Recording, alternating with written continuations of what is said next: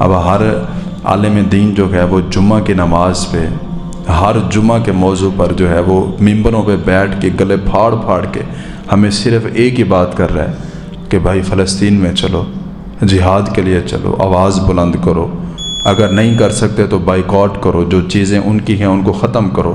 ہم کیا کسی کے ساتھ جہاد کریں گے؟ ہم کیا کسی چیز کا بائیکاٹ کریں گے؟ ہم نے تو شیطان کے ساتھ نہیں ابھی تک بائیکاٹ کیا، ہم نے تو ابھی تک اپنے آپ کو دین کے راستے پہ نہیں چلایا، ہم تو ابھی تک 5 وقت کے نمازی نہیں بن سکے، ہم مسجد اقصیٰ کو کیا آزاد کروائیں گے؟ اور یہ میں پورے رسوخ کے ساتھ یہ بات کرتا ہوں، جس طرح کہ ہم بن چکے ہیں، ہم اپنی بات کر رہے ہیں، جس طرح کہ ہم بن گئے ہیں یہ میں پورے رسوخ سے بات کرتا ہوں۔ اگر ایسا ہوتا تو یہ پہلے ہی ہو جانا تھا۔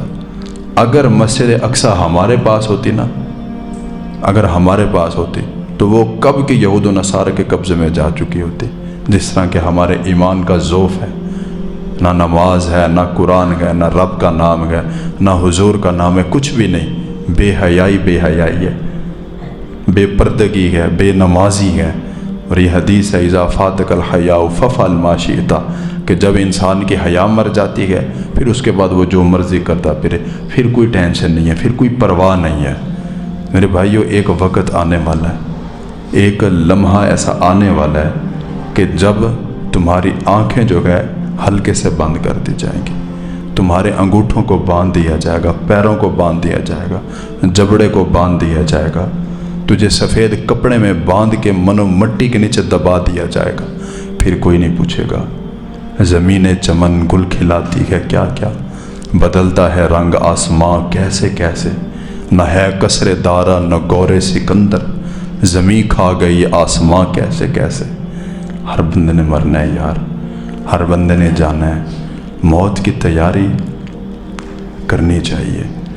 ہم صرف ایک لمحے کے لیے اگر اکیلے بیٹھ کے سوچیں، سر جھکا کے سوچیں کہ یار اگر اسی وقت ہمیں موت آ جائے تو کیا ہم اس قابل ہیں یا ہمارے اعمال ایسے ہیں کہ ہم اللہ کے حضور کھڑے ہو سکے، یا ان کے سامنے کھڑے ہو کر ہم جواب دے سکیں کہ باری تعالیٰ ہم اپنی زندگی ایسے گزار کے آئے، لغو کاموں میں،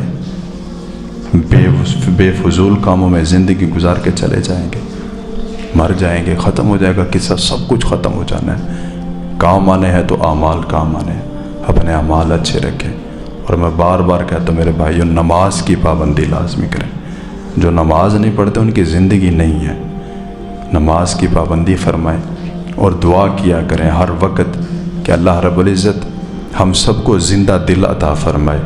اللہ رب العزت ہم سب کی دعاؤں کے صدقے جو ہم دعائیں کرتے ہیں، کرنی بھی چاہیے اور کرتے بھی رہیں، اللہ رب العزت مسلمانوں کی غیبی مدد فرمائے، فلسطین کے مسلمانوں کی رب تعالیٰ حفاظت فرمائے، اللہ رب العزت قبلہ اول کی حفاظت فرمائے۔ اور خصوصاً بالخصوص یہ دعا ہے کہ اللہ رب العزت ہم سب کے ایمان کی حفاظت فرمائے۔ آمین وما علیہ الا البلاغ المبین۔ سنت عطا فرمائے۔